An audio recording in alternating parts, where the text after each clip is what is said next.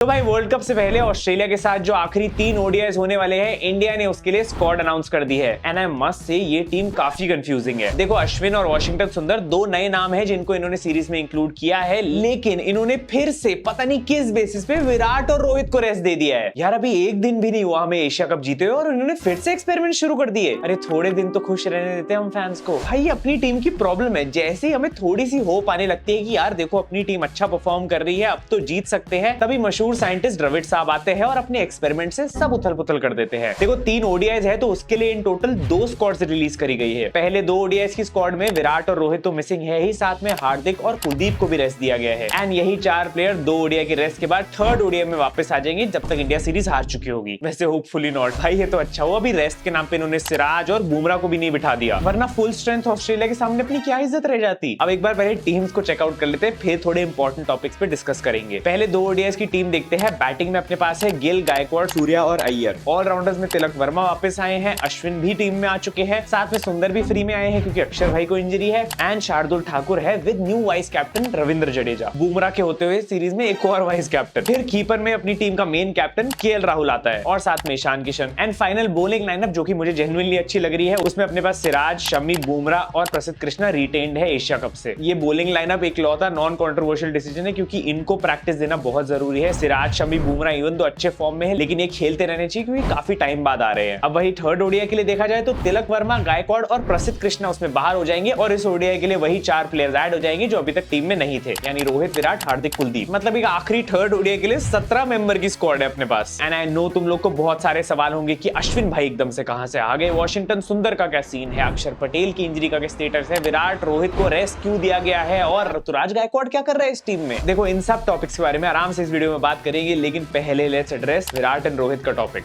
Also welcome to road to world cup episode 7। देखो यार मामला सिंपल है, ऑलरेडी हम सबको लग रहा है आई थिंक कि रोहित ने इन पूरे 3 महीनों में सबसे कम ओडीआईज खेले हैं, लेकिन फिर भी इन्हीं को सबसे ज्यादा रेस्ट मिल रहा है और उसमें से भी सबसे ज्यादा विराट कोहली को। और रीजन वही है वर्कलोड मैनेजमेंट। अरे वर्कलोड मैनेज करने के लिए तो विराट ने कैप्टेंसी छोड़ी थी और अब उसको मैचेस भी नहीं खेलने दे रहे। आई नो तुम सबके बहुत सारे डिफरिंग ओपिनियंस हो सकते हैं, लेकिन एक बार सुनो मैं क्या कहना चाह रहा हूं। अब रोहित भाई तो देखो कैप्टन है, तो सिलेक्टर के साथ मिलकर उन्होंने खुद से डिसीजन लिया हो सकता है अपने आप को रेस्ट देने का, जिस वजह से हमको इस सीरीज में केएल राहुल भी एज अ कैप्टन रिटर्न करते हुए दिखे, जो कि याद है हार्दिक से पहले हमारा फर्स्ट वाइस कैप्टन ऑप्शन था। लेकिन सवाल ये है कि is it the same with Virat? क्या उससे भी पूछा जा रहा है कि उसको रेस्ट की जरूरत है भी या नहीं, या फिर सीधा टीम से बाहर ही कर दिया जा रहा है? I mean I really hope so ऐसा हो रहा हो क्योंकि इतना सीनियर प्लेयर है, कुछ से तो होनी चाहिए। बट फिर भी हम इस फैक्ट को तो डिनाई नहीं कर सकते ना कि पिछले 3 महीने में विराट ने सबसे कम क्रिकेट खेला है और ये हमारा बेस्ट ओडीआई प्लेयर है। भाई एशिया कप ही देख लो, इंडिया ने 6 मैचेस खेले जिसमें से 2 में तो विराट की बैटिंग आई ही नहीं, जो कि एक फाइनल था श्रीलंका के अगेंस्ट और एक नेपाल का मैच था, और एक और मैच था बांग्लादेश के अगेंस्ट जिसमें वैसे ही रेस्ट दे दिया था। और तुम्हें ये भी याद है कि उससे पहले वेस्ट इंडीज सीरीज में भी रेस्ट के नाम पे ही 3 ओडीआईज में नहीं बैटिंग दी। यानी आईपीएल के बाद से विराट कोहली ने पिछले 4 महीने में इफेक्टिवली इंडिया के लिए सिर्फ 3 ओडीआईज खेले हैं, उसमें से भी एक में 3 रन थे, एक में 4 रन थे और एक में 2 दिन लगा के सेंचुरी आई थी पाकिस्तान के अगेंस्ट, जिस सेंचुरी ने अपने सारे गम खत्म कर दिए थे। बट फिर खुद ही देखो कहां से लग रही है रेस्ट की जरूरत इस प्लेयर को। ऊपर से इस सीरीज में तो भाई स्मिथ और वार्नर भी आ रहे हैं, ऑस्ट्रेलिया फुल स्ट्रेंथ स्क्वाड के साथ आ रही है। सिमिलरली रोहित भाई को देखा जाए तो उन्होंने विराट से 3 इनिंग्स एक्स्ट्रा खेली है, एक वेस्ट इंडीज की सीरीज में थी और एक एशिया कप में नेपाल और बांग्लादेश के अगेंस्ट आई। तो भाई क्लियरली विराट ने पिछले 6 महीने में इतना कम क्रिकेट खेला है, तो किस बात पे रेस्ट देना चाह रहे हैं उसको? मुझे पता है उल्टा क्या लगता है कि शुभमन को रेस्ट देना चाहिए। विराट और रोहित दोनों से कई ज्यादा मैचेस खेला है शुभमन ने पिछले 3 महीने में। आईपीएल तो तुम्हें याद ही है, उसके बाद उसने WTC फाइनल खेला, उसके बाद वेस्ट इंडीज के अगेंस्ट 2 टेस्ट खेले, 3 ओडीआईज खेले, 5 T20 खेले और साथ में अभी 6 एशिया कप के मैचेस में लगातार खेलता आ रहा है। भाई मैं थक गया बोलते बोलते, बट ये नहीं खेलते हुए थका। और सेम गोज फॉर ईशान, ये दोनों खेल रहे पिछले कुछ महीनों से। अरे इन बेचारों को रेस्ट दो ना यार, उनको क्यों दे रहे हो जिन्होंने खेला ही नहीं है ढंग से? ये लॉजिक भाई मुझे बिल्कुल समझ नहीं आया। बट खैर मैं थोड़ा रिलीव्ड हूं कि एटलीस्ट 3rd ओडीआई में तो इंक्लूड करा है इनको, और साथ में 2 प्रैक्टिस मैचेस भी होंगे वर्ल्ड कप से जस्ट पहले इंग्लैंड और नेदरलैंड्स के against. But the question is क्या इतना इनफ होगा? अब देखो मुझे पता है तुम्हारे पास भी बहुत सारे अपने पॉइंट्स होंगे, तो तुम मुझे कमेंट्स में जरूर बताना तुम्हें कैसा लग रहा है इस सिलेक्शन के बारे में। द ओनली पॉइंट जिससे मैं अग्री कर पा रहा हूं इज कि भाई फिजिकल रेस्ट को हटा के मेंटल रेस्ट की जरूरत हो सकती है प्लेयर्स को। यानी तुम अगर ये कहो कि हम नहीं चाहते कि विराट कोहली ऑस्ट्रेलिया को हराने का प्रेशर ले और वर्ल्ड कप में एकदम फ्रेश माइंड से जाए, तो मैं मान सकता हूं। बट अगेन उसके काउंटर में मुझे ऐसा लगता है कि इन दोनों को खिलाना इसीलिए ज्यादा जरूरी है ताकि ये स्टार्क की लेफ्ट आर्म पेस को फेस कर सके और साथ में हेजलवुड और कमिंस के अटैक को भी झेल सके। वर्ल्ड कप से पहले एक स्ट्रॉन्ग टीम के अगेंस्ट अच्छे से प्रिपरेशन हो जाएगी। स्टार्क को अभी खेल खेल लेंगे, इंग्लैंड के बॉलर्स को प्रैक्टिस मैच में देख लेंगे और श्रीलंका और पाकिस्तान को तो वैसे ही धोखे आ रहे हैं। आई नो काफी लोगों के लिए डिसीजन सेंस भी बनाया होगा and I understand that, but अभी के लिए मैं थोड़ा डाउट में हूं। एनीवे भाई, इंग्लैंड से याद आया कि इंग्लैंड और आयरलैंड की ओडीआई सीरीज शुरू हो रही है। आसान मैचेस होने वाले हैं, तो भाई क्रिकेट एक्सचेंज फैंटेसी पे अपनी फैंटेसी टीम बनाओ और कॉन्टेस्ट ज्वाइन करो। इजी मैचेस में तो कभी-कभी जीतने में मजा आता है। इस मैच के लिए ग्रैंड कॉन्टेस्ट मिल जाएगा जिसकी एंट्री फीस सिर्फ 5 रुपए है और 50,000 तक की विनिंग्स। बेस्ट पार्ट इस ऐप का ये है कि यहाँ पे तुम छोटा अमाउंट लगा के बड़ा जीत सकते हो और क्रिकेट एक्सचेंज फैंटेसी खुद तुम्हारी टीम बनाने में भी हेल्प करता है। सारे स्टैट्स, सारे एनालिसिस क्रैक्स पे मिल जाते हैं, तो इसीलिए दोनों ही नंबर 1 रेटेड ऐप है और एक दूसरे के भाई बहन है। तो डिस्क्रिप्शन वाले लिंक से डाउनलोड कर लेना और इस मैच के लिए टीम बना लेना। साथ में आने वाली इंडिया ऑस्ट्रेलिया सीरीज के लिए भी टीम बना के ज्वाइन कर लो ऑलरेडी। इंग्लैंड आयरलैंड के लिए मेरी टीम तो ये वाली है, ऑस्ट्रेलिया इंडिया के लिए मैं एक अलग वीडियो बनाऊंगा जिसमें हम प्लेइंग 11 डिस्कस करेंगे, तो उसमें वाली दिखा दूंगा, तब तक तुम डाउनलोड कर लो ऐप। अब आते हैं अपने सरप्राइज इंक्लूजन्स अश्विन और सुंदर। इन दोनों को टेक्निकली एज अक्षर रिप्लेसमेंट लाया गया है सिर्फ ट्राई करवाने के लिए इस सीरीज में। नहीं भाई, कुछ तो झमेला है, मतलब कुछ तो होने वाला है भाई। किसी को ड्रॉप करके अश्विन को लाने का प्लान बनता दिख रहा है मुझे, क्योंकि जितना मुझे सुनने में आया है अक्षर की इंजरी उतनी सीरियस तो है नहीं कि उसको वर्ल्ड कप से ही ड्रॉप कर दिया जाए। अब वॉशिंगटन सुंदर ने बॉलिंग बैटिंग तो नहीं करी, लेकिन वो एशिया कप फाइनल खेला था और साथ में काफी टाइम से अश्विन के लिए भी रोहित भाई काफी हिंट्स दे रहे थे। तो इतना मुझे पूरा श्योर है कि भाई इन दोनों में से कोई एक सिलेक्ट हो सकता है। India definitely needs a spinning allrounder और तुम जानते हो इन दोनों में से कोई एक भी सिलेक्ट हो जाए तो परफेक्ट होगा, क्योंकि ये right hand off spinning allrounder है और हमारे पास वही मिसिंग है अभी टीम में। अब देखो, अश्विन अन्ना की थोड़ी बहुत कहीं ना कहीं जाके सेंस बन जाती है क्योंकि बंदा एक्सपीरियंस तो है, बैटिंग भी कर लेता है और स्पिन भी अच्छी है, even though wide ball record उतना खास नहीं है ओडीआईज में। स्पेशली अश्विन अन्ना का अलग ही सीन चलता है यार, पूरे साल सिर्फ टेस्ट क्रिकेट खेलते हैं, ओडीआई टी20 से कुछ आता पता नहीं है, बट जैसे ही कोई भी वर्ल्ड कप आता है पता नहीं बंदा अपने आप कैसे आगे आ जाता है। पता नहीं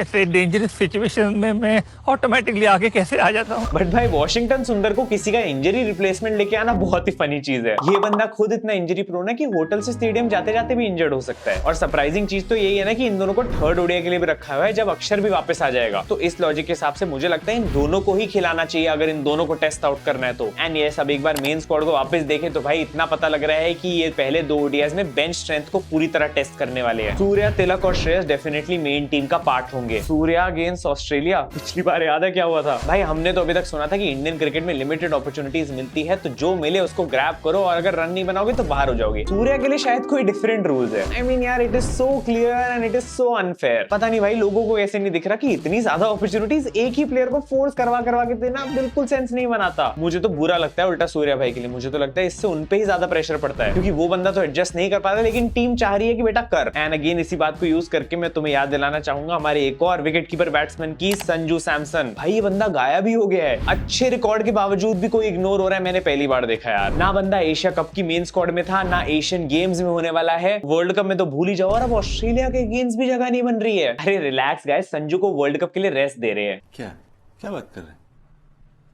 कैसा लगा मेरा मजाक? भाई देखो, सरप्राइज है, ऋतुराज भी टीम में है और तिलक वर्मा को भी वापस लाया गया है। ये दोनों बिल्कुल एक्सपीरियंस नहीं है, वर्ल्ड कप की स्कीम ऑफ थिंग्स का पार्ट भी नहीं है और उल्टा एशियन गेम्स खेलने वाले हैं उस टाइम पे। संजू जो कि आईपीएल टीम का कैप्टन है, एक एक्सपीरियंस प्लेयर है, उससे ज्यादा चांसेस इन यंगस्टर्स को दिए जा रहे हैं। अनबिलीवेबल भाई। आई नो संजू फैंस इस सिचुएशन पे बहुत कुछ बोलना चाह रहे होंगे, लेकिन जो संजू के उतने बड़े फैंस भी नहीं है, एक बार तुम कमेंट्स में मुझे बताओ कि तुम क्या सोचते हो इस सिचुएशन के बारे में। एनीवे, ऋतुराज को तो स्पेसिफिकली इसीलिए डाला गया है क्योंकि ओपनिंग में कोई बैट्समैन और है नहीं, एंड मुझे नहीं लगता कि ईशान को ओपन करना चाहिए सीरीज में। ईशान को मिडिल ऑर्डर में ही खेलना चाहिए जहां वो एशिया कप में खेला था। तो गायकवाड शायद ओपन ही करेगा एंड साथ में उसकी प्रैक्टिस भी हो जाएगी एशियन गेम्स के लिए। अपना कैप्टन है तो फॉर्म तो अच्छा होना चाहिए। बाकी same I think Tilak Varma को भी एशियन गेम्स की प्रैक्टिस करवा रहे हैं। वर्ल्ड कप में तो आने का भी चांस नहीं लग रहा मुझे। भाई इन सब को छोड़ो, मैं तो सोच रहा हूँ अगर सूर्या भाई फिर से इस सीरीज में फेल हो जाते तो क्या फिर भी उनको वर्ल्ड कप की स्क्वाड में रखेंगे? देखो, वर्ल्ड कप के लिए फाइनल स्क्वाड 28 सितंबर को जाने वाली है और इस सीरीज का आखिरी मैच 27 को खत्म हो रहा है। और मेरी कैलकुलेशन के हिसाब से सूर्या भाई तीनों मैचेस खेलने वाले हैं और पिछली बार 3 डक्स थे, इस बार कितने? देखो, वैसे परफेक्ट मौका है रिडेम्पशन का। सूर्या भाई कुछ तो कर दो। वैसे देखो, एक मस्त आइडिया तो तुम्हें देके जाता ही हो हमेशा, तो ये भी सुन लो। इफ सूर्या इस सीरीज में फेल हो जाता है और अक्षर फिट भी रहता है, तो क्या अब हम सूर्या की जगह अश्विन या सुंदर में से कोई नहीं ले सकते जो बेटर परफॉर्म करे? आई नो पिछली बार मैंने सेम चीज चहल भाई के लिए गई थी, लेकिन चहल भाई कहाँ है? इतना इग्नोर तो मेरी क्रश भी मुझे नहीं करती जितना इन्होंने चहल को कर दिया यार। वैसे सोचा जाए तो संजू को भी इतना इग्नोर नहीं करा, उसको एटलीस्ट एशिया कप 7 तो ले गए थे। चहल भाई का तो कुछ अता पता ही नहीं है। लग रहा है बंदा बिल्कुल भी प्लान्स में नहीं है और कोई भी उम्मीद छोड़ देनी चाहिए। थोड़ा तो अजीब लगता है भाई कि अश्विन भाई बिना किसी प्रैक्टिस के हर बार वर्ल्ड कप के सिलेक्ट हो जाते हैं, लेकिन चहल को वो सेम अपॉर्चुनिटीज नहीं मिलती। चहल भाई अब आपको भी 3D प्लेयर बनना पड़ेगा, बैटिंग सीख लो तभी टीम में जगह बनने वाली है। अब जो लोग मुझे ये कहने वाले कि तूने रोहित और विराट की तो बात कर ली, लेकिन कुलदीप और हार्दिक को क्यों रेस्ट दिया गया, उनको मैं ये बोलना चाहूंगा कि देखो हार्दिक भाई तो डबल मेहनत करते हैं, उनका रेस्ट बनता है, बॉलिंग बैटिंग दोनों अच्छी कर रहा है बंदा। और कुलदीप यार देखो जब से इंप्रूव होके आया है तब से हमारा सरप्राइज एलिमेंट है, उसको जितना बचा के रखा जाए, एक्सपोज ना किया जाए उतना बेटर है। तो थोड़ी सेंस बन रही है। ऑलमोस्ट सब चीजों को कवर करने की कोशिश करिए। अगर कोई डाउट्स वगैरह कुछ होंगे तो कमेंट्स बता देना, क्योंकि एक और वीडियो बनाऊंगा मेन प्लेइंग 11 पे, तो यार वो उसमें डिस्कस कर लेंगे। अभी बहुत ज्यादा देर से बोल रहा हूं, मैं थक गया हूं भाई। अब तुम लोग सब्सक्राइब करो चैनल को, मिलते हैं अगली वीडियो में। Thanks so much for watching, love you all, bye bye. सपना टूटा है तो दिल कभी जलता है, हाँ थोड़ा दर्द हुआ पर चलता है। सपना टूटा है तो दिल कभी जलता है, हाँ थोड़ा दर्द हुआ पर चलता है।